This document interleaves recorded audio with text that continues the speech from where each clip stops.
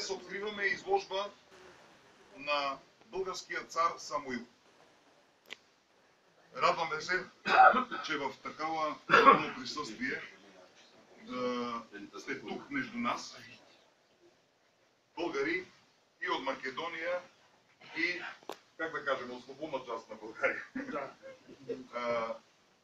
Тази изложба е организира Български културен клуб Скопие, организация на българи от Македония. Хора, които са запазили своя български произход.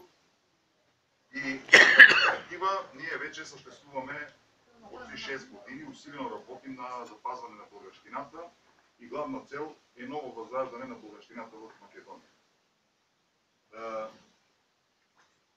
Радвам се, както ви казах, радвам се, че присъствате на това наше събитие.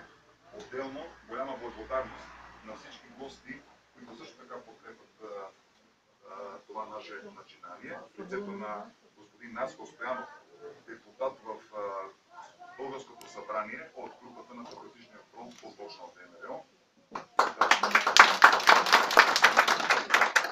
Господин Иво Антонов, представител на Министерството на отбраната.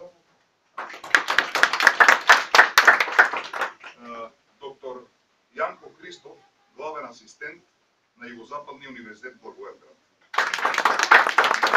Нека в началото да дадем думата на господин Наско Стоянов. Уважаеми домакини, уважаеми гости,